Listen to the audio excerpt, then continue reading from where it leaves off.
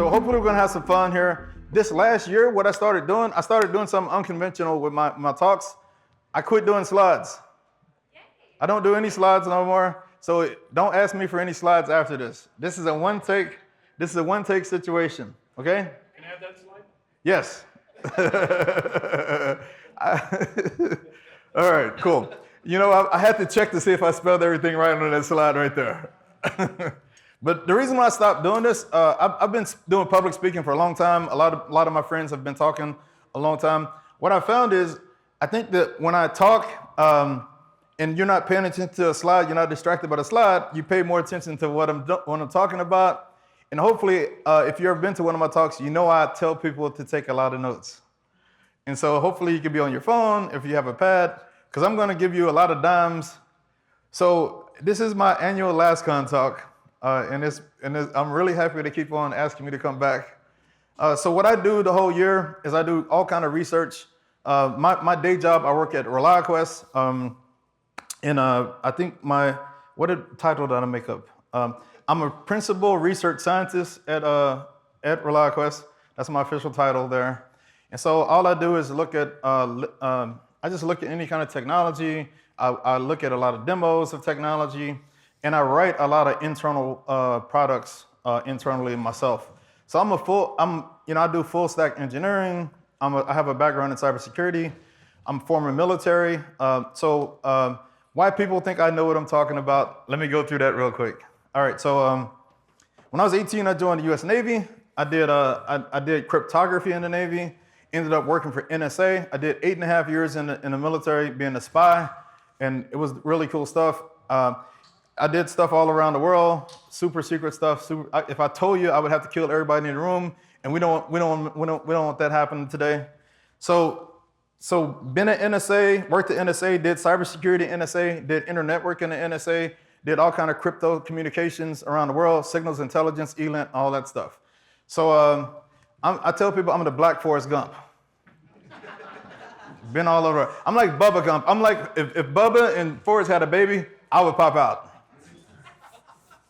So this last 2 years, so if you've been following along, every year I'm doing this. I've been here talking about breach and attack simulations when I was doing that stuff way back in the day.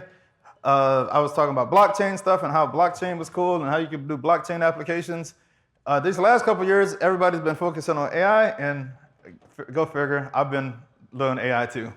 So at my day job at ReliQuest, what I've been building is we've been building AI analysts, because so our business is we protect a bunch of Fortune 500 companies. We have 3 physical SOCs all over the world. I think we have 4. We got 4. We have a SOC in Dublin, Ireland, Pune, India, Tampa, Florida. That's our headquarters, and Las Vegas, Nevada. So why is a guy? I'm in Austin. I'm one of the few people that work from home. So how I got here is I created a company in 2014. I ran that company for 6 years here in Austin, and I sold it to ReliQuest. So that's how I got on board at ReliQuest. And I have the best job in the world. All I do is research and build stuff all day. So today, I'm not going to actually show you something I built, or I'm not going to show you how to build something. I'm going to use the things that are already available to teach you how to leverage those as well. So I do have some notes. So another thing I do when I come in and do a talk, public speaking, I kind of read a lot of books about public speaking a long time ago. They say when you go to a new town, I'm not new for this town though, but you always try to visit with the locals, try to see what's popping locally and all that stuff. So what I do, and I just was doing this, some of my friends, some people I didn't know, I asked a lot of questions when I first got here. And I like to do that because it gauges the temperature of what we need to talk about today. And I'm going to talk about that stuff, and I'm going to talk to you about how insane I am, because I'm supposed to be a security guy, but I'm like the most. I don't think privacy exists, and so I'm way more liberal with my privacy and my information than probably anybody in the room. Are you taking pictures of me? I'm just playing. All right, so here's my notes. Was it? You want to pose for the camera? I'll stand right here and talk. All right, so we have a lot of things. I'm going to cover these things on my list, and I know what I want to talk about too. So the name of this talk is AI going to take all of our jobs, or cybersecurity jobs, and I'm going to answer that question, and hopefully we get to some kind of consensus there. Also, what I want to do is always try to equip people so they can go out and research and use whatever I talk about in their day-to-day lives. So that's what we're going to accomplish here. I think I might be about 2 years ahead of most people in cybersecurity related to AI. And on AI, I think I'm probably about 2 years ahead of most people too. I'm out there. I was talking about some stuff last year that you probably see today. So I'm way out there on this research. All right. So let's get to. I'm going to talk about that. And one of the things I'm going to cover is overall kind of like the kind of work that I do. And I like to think that everybody can make their jobs easier with AI. Funny enough, I use AI in every aspect of my life. Me and my wife, even my wife, Mandy's here in the front, and she uses AI in every aspect of her life too. So it's like we have a third person in our marriage. And Mandy calls her Lily. It's a true story. All right. So what I see a lot, the conversation that a lot of people talk about is hallucinations. I asked a couple of people. I talked to Rachel. I just met Rachel. Hey, Rachel, how you doing? I talked to my man, Josh Sokol. He's an OG. I think he founded this thing, if I'm not mistaken. He's been a friend forever, and we live like in the same neighborhood too. So we bump into each other from time to time. I swear to God, I'm not stalking you, Josh. Josh, he kind of voiced, he talked a little bit about hallucinations. So Josh says when he asks who Josh Sokol is, it says he's a DEF CON speaker, right? So Josh told me that it's hallucinating. He actually sent me pictures of it hallucinating, right? But what's funny about that, and my takeaway from that, is that I think the AI may be predicting his future. It's a prophet in some cases. But hallucinations overall is definitely something that we see, and something that it's kind of funny and comical when it happens in some cases with me. So I want to teach you some ways to get around hallucinations. How many of you all have ever played around with a tree of thought? Have you ever heard of that term before? You heard it from me? That was the best with So yes, you did hear that from me. What are you talking about, man? So some of y'all might have played with it. I'm going to show you some like advanced stuff that you can actually do with just regular chat. I'm also going to show you Claude AI. A lot of people are not familiar with Claude. It's different use cases, and I actually dig the use cases. And I'll tell you why these use cases are different, right? And funny enough, today, I don't know if y'all saw, today, if any of y'all follow me on Twitter or LinkedIn or anything or Facebook or whatever, I'm all three platforms. On all three platforms, I just released a new book today. Did y'all see that? Anybody? Anybody buy it? I did. So I released a new book today, and it is about this exact topic on how you can use AI in cybersecurity, essentially. But basically, the lean in the book is I'm trying to get people to use it for their careers, right? There's this thing that people say, and I absolutely believe it. There's actually, if you follow me on any social media, look for. Yesterday I posted. I was on Philip Wiley's podcast. And my man Phil, what he said, and he's usually here, but I think he might be traveling somewhere. He said that, and I heard this a lot, and Phil, he articulated it. He said, look, AI is not going to take your job, but somebody using AI is going to take your job. I believe that, and I also believe if you aren't using AI to go try to get a cybersecurity job, no matter what you do, if it's application security, we're at LASCON. Whatever you do, if you're not using AI in what you do, I think you're going to get left behind. I'm confident of that. And we do joke and laugh sometimes, but if you're not using AI, you're slipping, because it can actually help you do anything. I'm going to do some demos. Some of them are going to be security related, some are not going to be security related, and I'll talk a little bit about a mindset shift that I tell people that they need to do. Because ultimately, I think conferences, the main thing is to get people employed and educate people, and that's why we're here. We're trying to educate people, and we're trying to get people gainful employment in the cybersecurity space. And we want to see all y'all. If y'all haven't done talks, we want to see y'all up here on the stage and talk. And that's what we're here to encourage. That's what we do.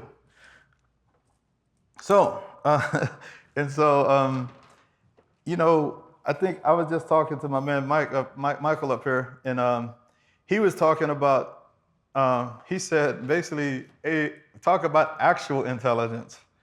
So, and that's one of the things you said. And what I think about that is, you just can't rely on AI, right? This is a no-brainer.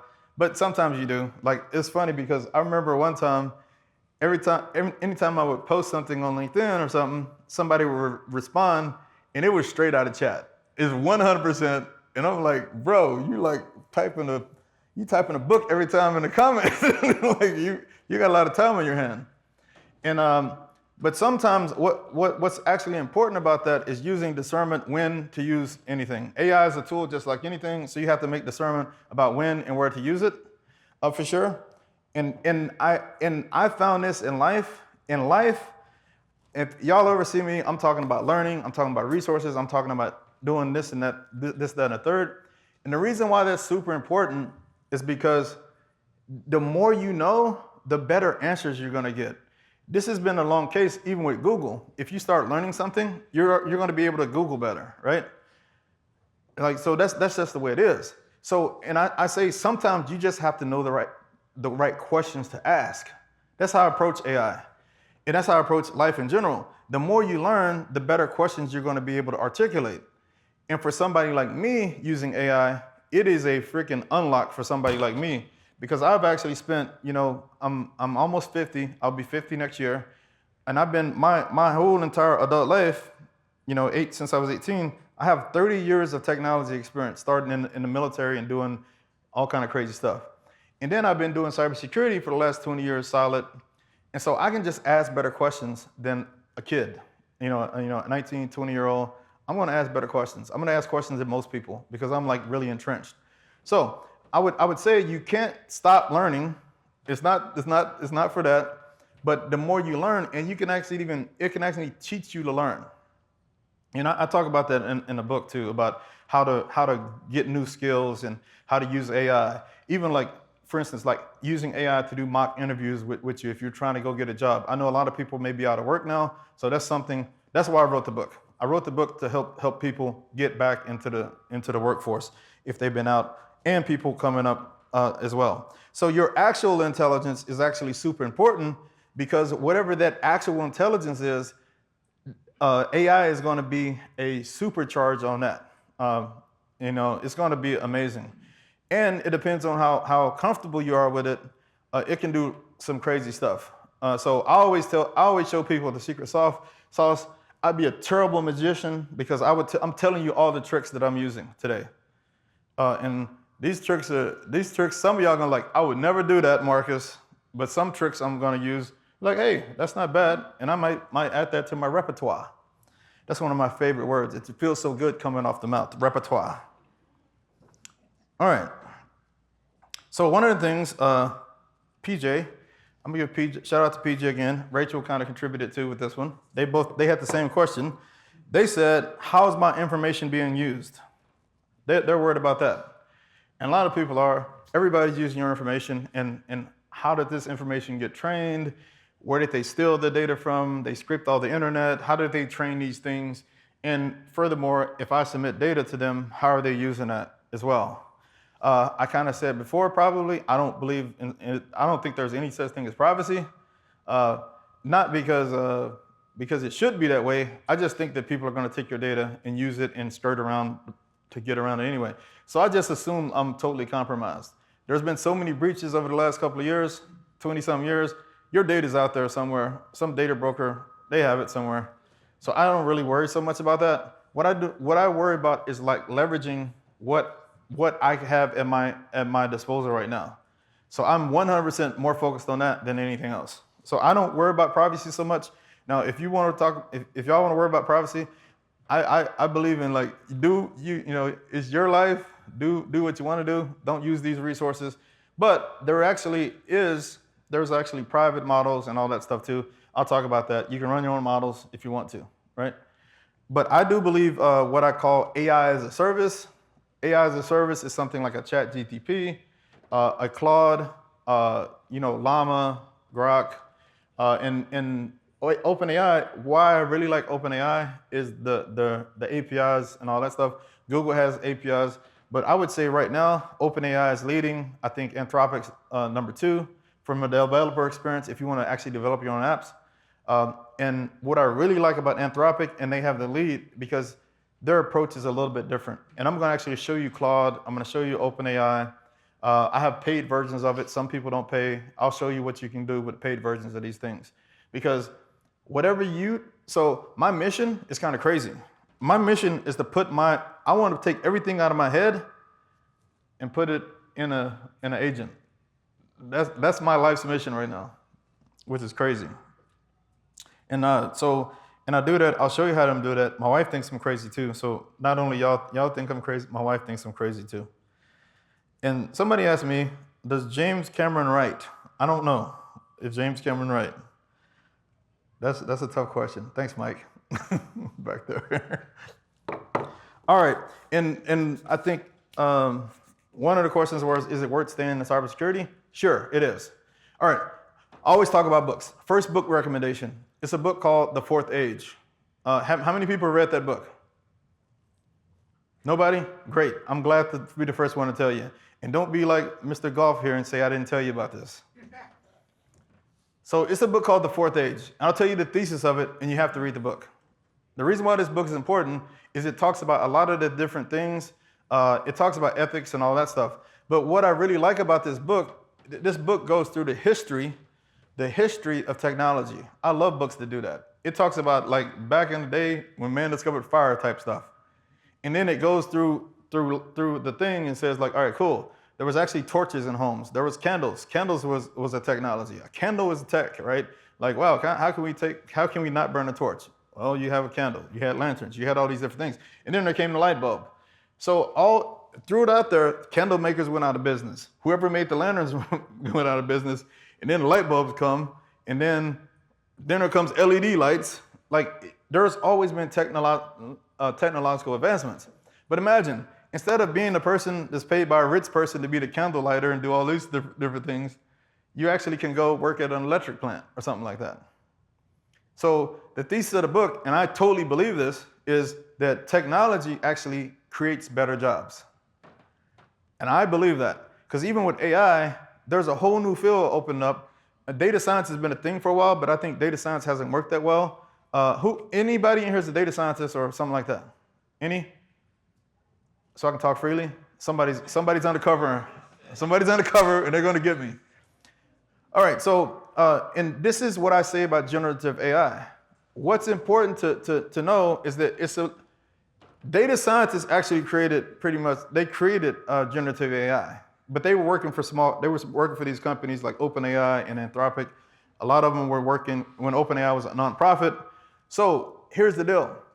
A lot of traditional ML and data science people, they hate generative AI. It's crazy, they hate it. And this is no cap. This is so funny. They absolutely hate it. Where in my mind, I was thinking, man, if I was in data science and machine learning, I would be dying for this, right? So here's what's happened over the last 2 years, right? Traditionally, what was happening is people were training their own models, and people were using all kinds of different ways to train these models. And what they were trying to do is every project took like 6 months to deliver in a traditional organization. 6 months to 6 months to a year. And then at the end, we don't know if the model worked. And it would be that over and over again. It's crazy. So imagine spending $1 million, $2 million, $3 million, $4 million, $5 million on a data science team, and you're praying after a year the model works. And then what if the model don't work? Another year, you got to go start all over again. But it kept people employed. So anything that takes away jobs or in their mind jobs. But I think what we need to do, we cannot be like the data science ML crowd, right? What we have to be is we need to understand, okay, this technology can be beneficial to me. How do I leverage it, right? So that's kind of like what I've seen happening, where every time there's a new technology unleashed, when the cloud came, all the system administrators were pissed instead of learning the cloud. We can't keep on doing that same thing. Yeah, AI hallucinates. It says some stupid stuff sometimes, but so does Bob, whoever you know what I'm saying? Bob is wild, you know? And so what we have to do is we have to all right, cool. Humans can be wrong, AI can be wrong. Don't expect it to be perfect every time, but you have to have things in place to try to validate if it's right or not, right? That's the only thing. That's how we have to look at this. I treat AI like the smartest 5-year-old I know. That's how I approach it. Nothing more, nothing less. I don't think it's some kind of superior thing or anything like that.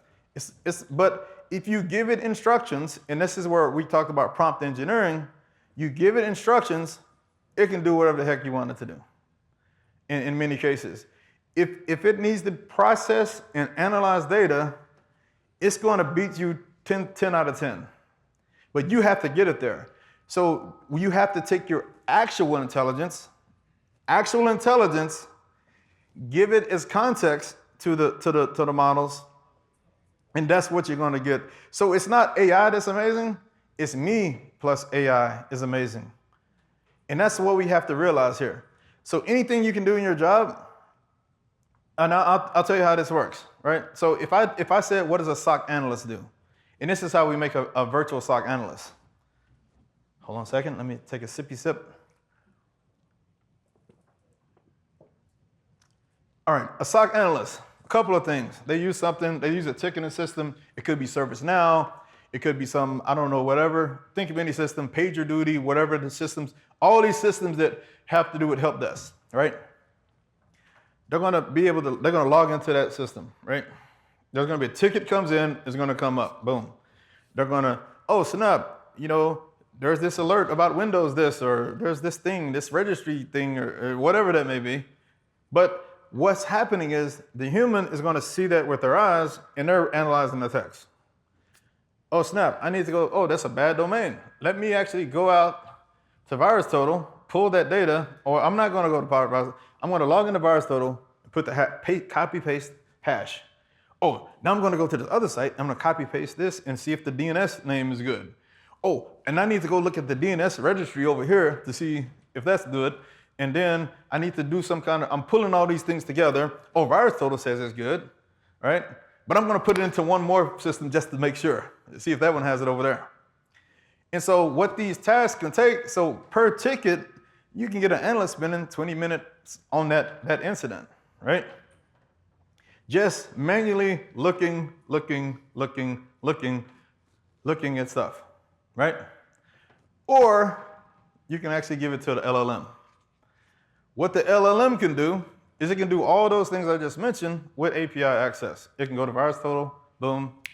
It can go that. So we've had 20-minute tasks by a human knocked down to 1 minute with an LLM. So all the initial triage and all this different stuff, and triage may be a bad word for it, but all the initial lookups and all that stuff, an LLM can do that. And what it can do is bring the data to the human analyst. It's making your job better. Also, with a company like our company, we can't scale humans infinitely, right? We can only hire so many humans, and that's the case with anybody's company, right? Josh, am I lying about that, right? So what you have to be able to do is okay, cool. How can we make our humans better and faster and more efficient? That's it. It's not so if you're listening to the thread that I'm painting here, the picture I'm painting here is like my man Michael Goff here, he said, you got to have actual intelligence. Yeah, you have to have competent analysts. Because even if the AI says all these things and this is what I think, if you're an idiot, you can still mess that up, right? Because I said Bob makes bad mistakes. Shout out, I hope there's no Bobs in here, no Bob slander. I'm not sorry if you're catching a stray on accident here, fam. Yeah, so I would say that we have to be able to process more things, and some of these things are so trivial, humans get bored out of their mind doing them. You ever heard like somebody checks into the shift, boom, boom, boom, they go home, oh man, I'm burnt out. I'm burnt out. This is the most boring. I wanted to get into cybersecurity to be a hacker, and now I'm looking at alerts all day and looking at virus total all day. And that's their whole job. You don't want that. You want them actually elevating. So now I take all that information, and then they can make intelligent decisions based on that and say, hey, look, what I want to do is, okay, cool.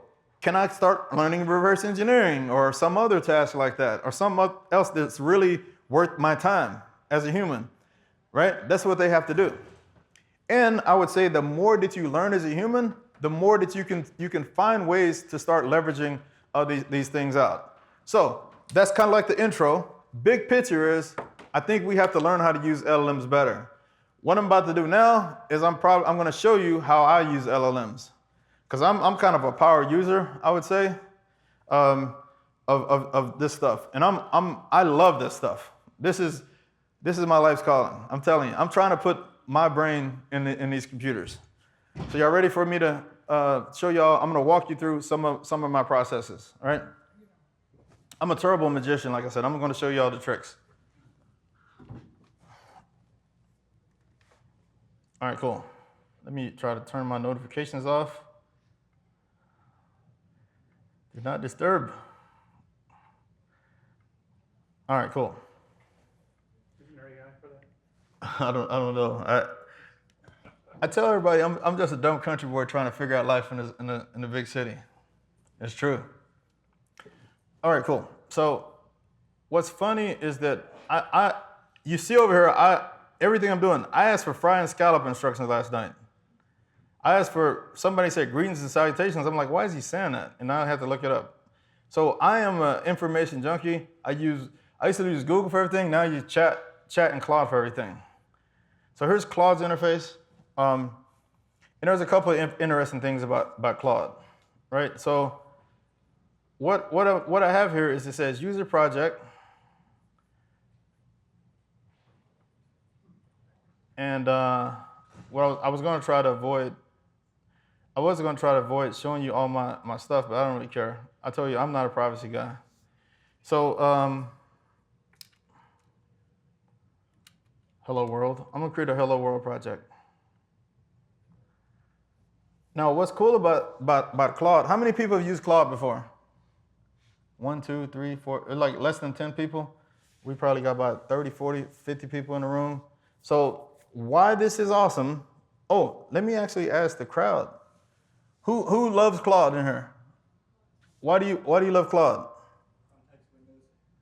The context window. So what he's saying is, like when chat first came out like a year ago, it had a total of like, you could do like 4,000 input tokens, like throwing 4,000 tokens to the model. And so Claude 3.5 Sonnet, which is the model right here I have selected, the token window is like 200,000 tokens. That's crazy. Like that's how many of X, I have a Texas education. I can't add that up real quick. So whatever 4,000 is to 200,000, I know some math guru is like, oh yeah, that's such and such. Why do you like Claude?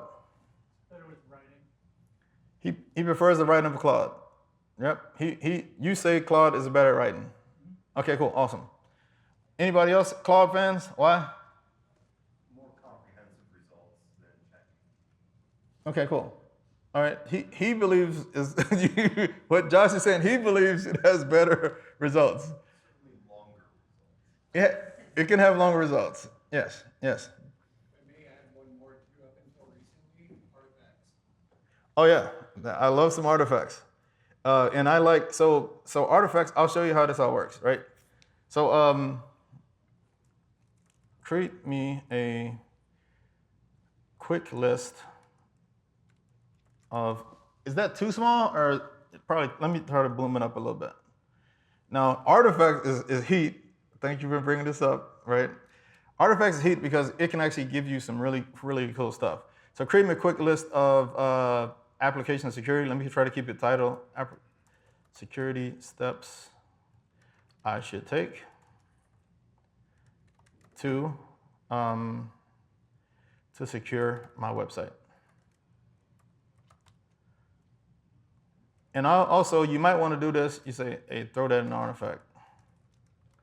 I be talking real hood to this thing. Y'all would die if y'all heard my conversations. But it understands Ebonics well, I can't lie. Sometimes I say bad stuff to the model. So artifact is what they call, it's going to create like a little markdown file. And sometimes it doesn't throw it in an artifact. Sometimes I want the markdown file so I can download it and I can use it for something else. So this is what this is going. So it should create me this list. And it should open up an artifact. And the artifact is going to open up a markdown file to the right of the screen. Boom, that's it. So I actually like this. I like artifacts. So ChatGPT website just came out with something called Canvas. And Canvas is very similar. And it does have one thing. It can actually rewrite this artifact on the fly. So right now, an artifact is an artifact. What I can do is download, publish this. I can copy the context. This is markdown format, but this is actually pretty dang good, right? So if you're doing this as your job, if you're doing web app security, this is a fantastic thing to do, right? And you can say be particular, like make that specific to Next.js. And it's going to give you something specific to Next.js. Now, I know that a lot of you people may be doing all kind of different stuff in your lives. Like 1 week, what sucks about web app security, and if you're doing pen testing and stuff, every week is something different. You know, it's like 1 week you're doing this framework, next week you're doing this framework, right?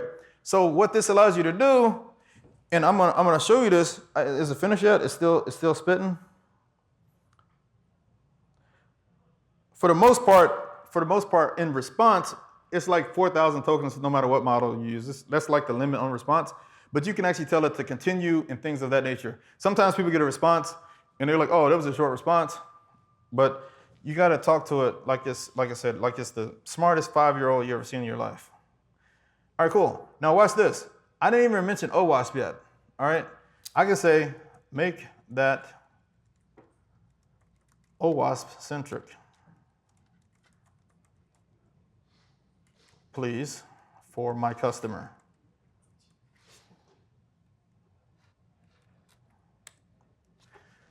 No, because we all have to have standards, right? I don't have any standards, but this is what I'm saying. This is how you have to do. You just can't just go there and, oh, crap, it didn't work. You know, and in a sense, this is kind of like prompt engineering. And I'm going to show you something that I really like to do.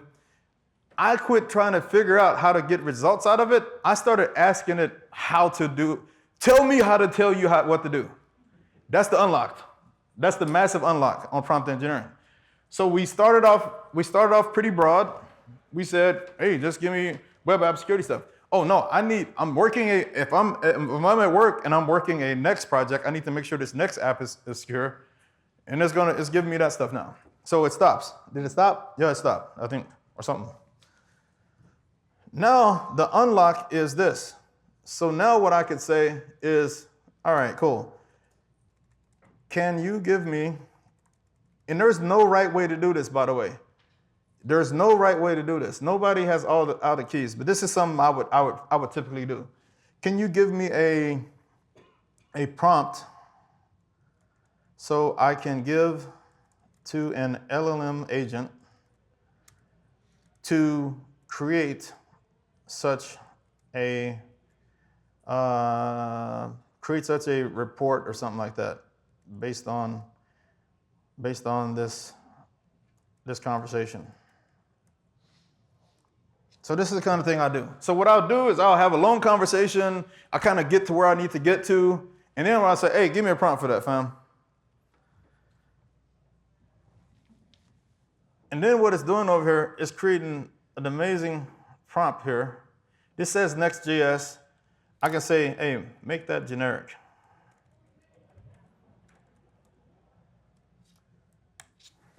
So you keep on playing with it. In whatever job you're doing, you keep playing with it till you get the results that you want to see. And then what you can do with Claude, and I'll show you in a second. This is not my job, again, so this is where the actual intelligence comes in. You need to be able to, it says HIPAA, and it says PCI, that's cool, right? So watch this, boom. I'm gonna copy this, and then what you can do at the project level here is you can start adding these instructions. You can paste these instructions in the Claude, and every time it runs, it has this in the context. Now what's baller about Claude is another thing I'm about to show you in 2 seconds. I'm gonna save this instruction. And so if I wanted to go out and add content, let me see real quick. Kind of just add a new. You can actually add content.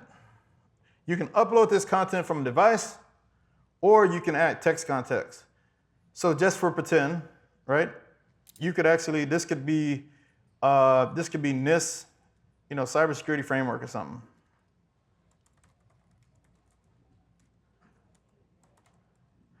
And it could be this cybersecurity framework, and you can paste all that documentation in here.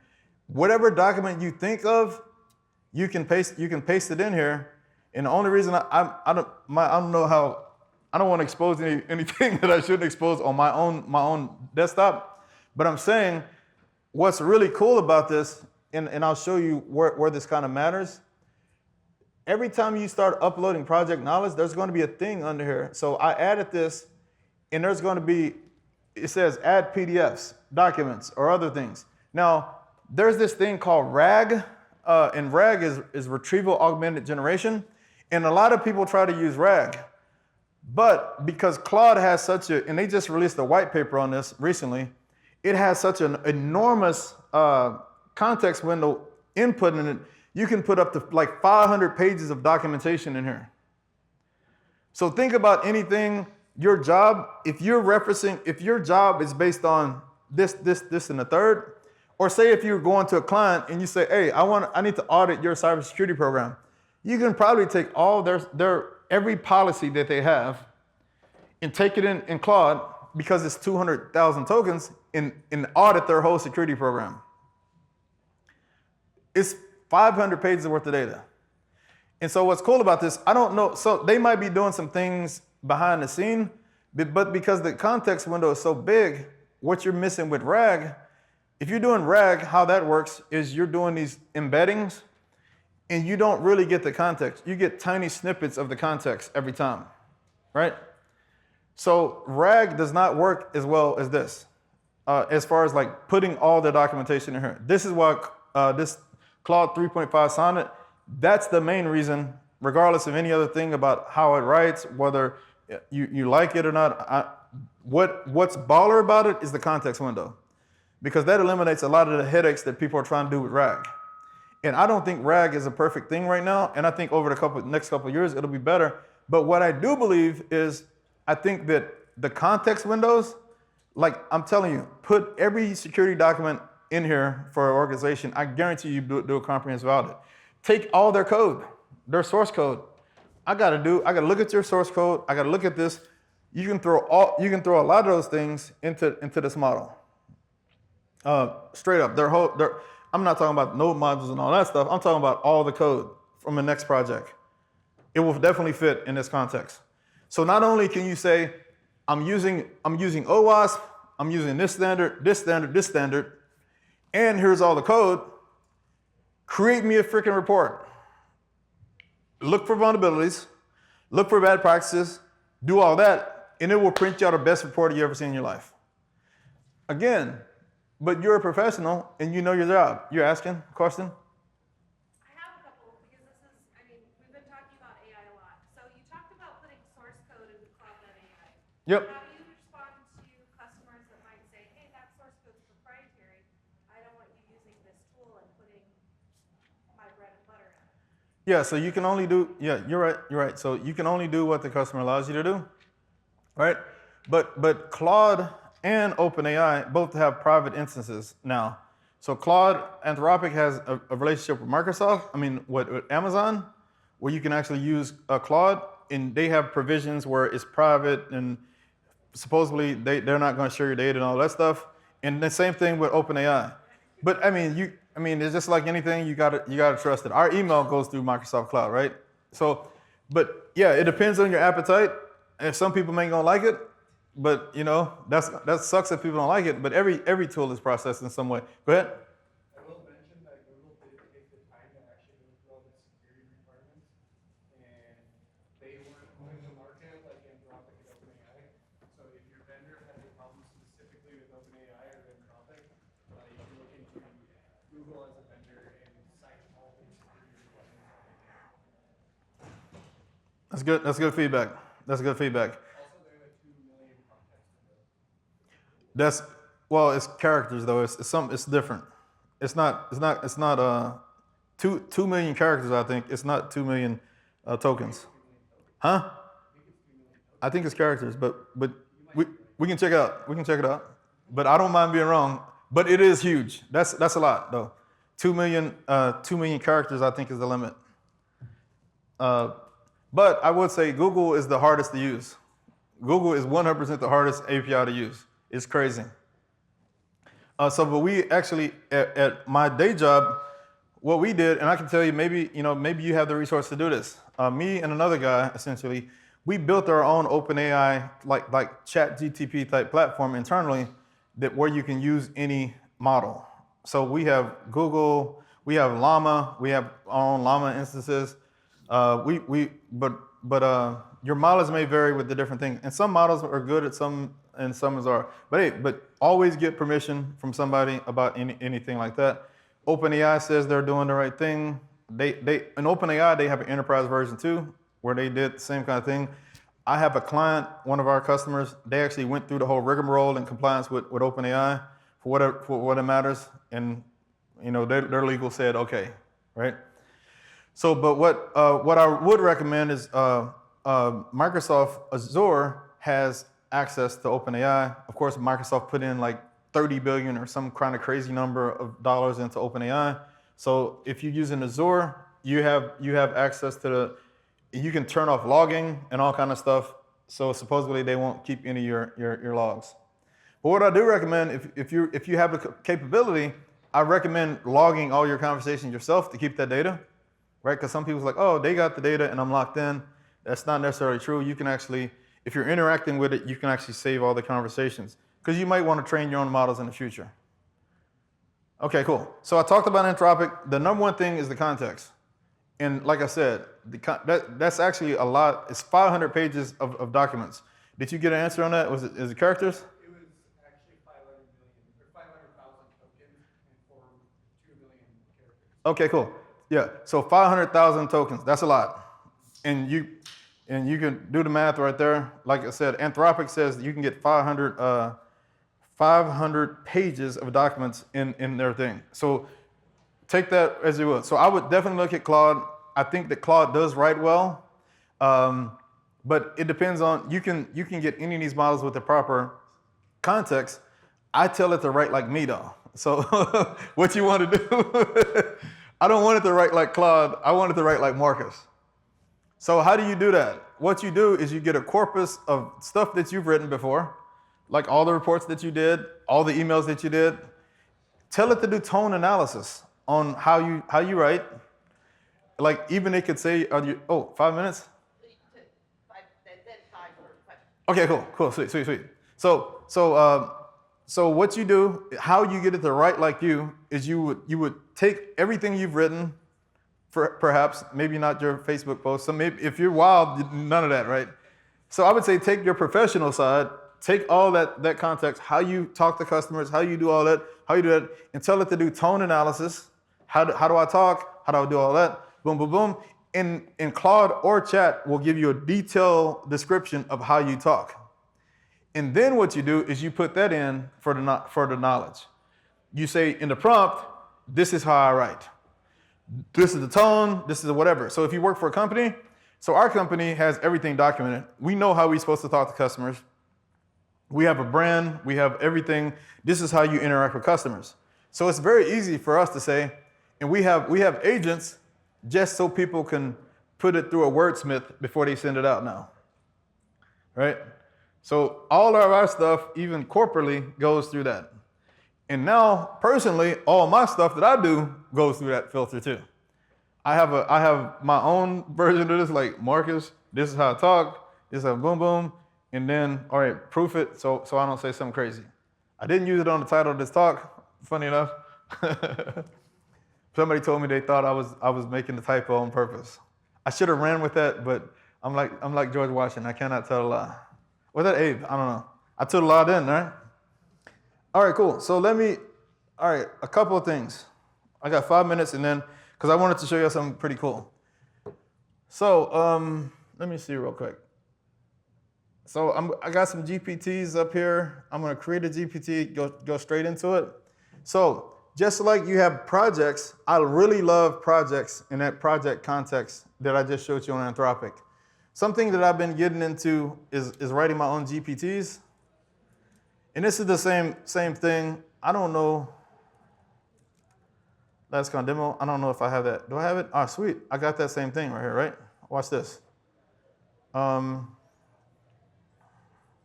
So what I did is on this GPT, I actually put in the same context. And this is what I do. I actually take the same prompt and I put them on both to do a comparison. It's almost like A/B testing. So I'm gonna do this. And I want to say only me, save, boom.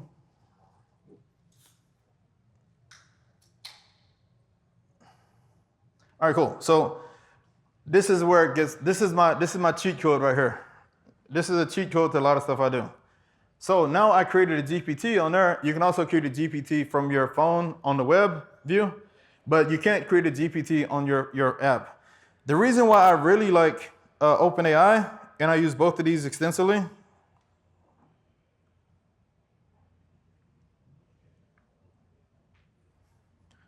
what I like to do, and I'm gonna let y'all listen to this conversation. All right, so more. So on here, you can't see this, but I'm gonna click on LASCON demo. What I love about this is so OpenAI, I believe they use Whisper and they use some kind of voice play technology. You can actually start doing your job on your phone. All right, I'm at LASCON on stage doing a demonstration, and I wanna know, what did I train you to do?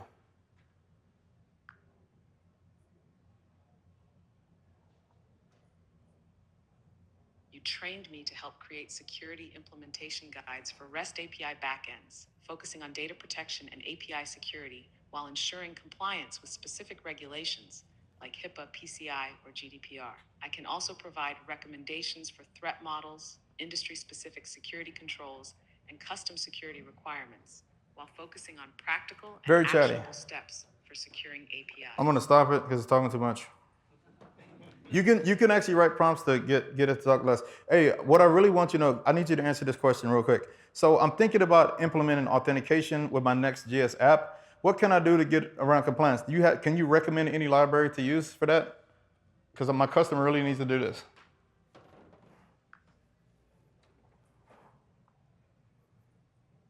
Y'all can hear this, right? For your Next.js app, you can implement authentication while staying compliant by using Next.auth.js. It's a great library that supports OAuth, email, password, and other providers. It's also highly flexible and can help you stay compliant with regulations like HIPAA, PCI, or GDPR by enabling you to store tokens securely and manage user sessions properly. Make sure to store sensitive.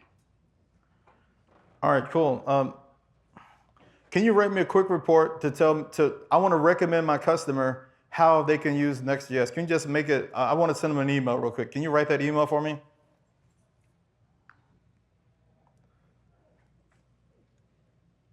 Sure, here's a draft you can use for your email.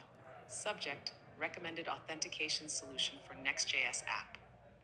Hi, I wanted to recommend a reliable authentication solution for our Next.js app. All right, y'all don't need to hear nothing else.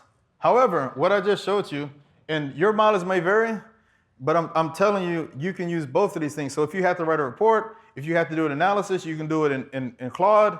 You can pass it over and have voice. Like some people struggle to write, might have writer's block, but you can talk real good. and I definitely can talk. I can talk a lot. I don't know if I can talk good. So what I've been doing, even that book I wrote today, the spoiler alert is I actually dictated most of that talking to chat, and I just released that book today, right? And so I'm gonna tell you, this is the spoiler. I got a couple minutes. Do I have a couple? All right. So real quick. So the person I partnered with on the book, I told you I tell all my magic tricks. The person I partner with is Renee Small. She's awesome. I talk to her all the time. She helps people get jobs. And it's somebody I talk to. She does all these webinars and all that stuff on how to get jobs in cybersecurity. She actually places executives. So look up Renee Small. She might can get you a job if you need it, right? If you got skills, she's the person. So I took all Renee's transcripts from her talks, took my knowledge of my recommendations to get in the job, combined that all, and told Claude, I use Otter AI to transcript the things. I use Claude to hey, look, I want you to analyze all these transcripts and give us an outline that we can work with. And boom, it took me like a week, and I just published the book. I published that book just to show people it can be done, and that's the cybersecurity context. I'm sorry, I'm out of time. Well, I want to leave time for a couple of questions. Josh is up next and needs to plug in and whatnot. Excellent. Love that. I have a question real quick. Is there a way to add references of where it got the information? Absolutely. Yep. So you can, so with all those documents, she asked, so basically if you name your documents or in the context tell what the document is, it can actually reference and cite the data. It does a really good job of that. Even stuff it finds on Google? It can, anything. You can say, I want you to cite any reference. Okay. Any questions? We only got time for one or two. Well, there's a lot of different riddles and kind of stuff that it struggles with. He basically said, what do they do super bad? It definitely will hallucinate if you ask it something out of the box. Both of them still hallucinate. So I think that both of them can say wild stuff, and some of them don't follow instructions. But I just charge it to the game. And I don't really get hung up on any of that. Sorry. Okay, great. We'd love to keep going, but we need the next speaker to get up there. Hey, I appreciate y'all. Hey, thanks LASCON for having me.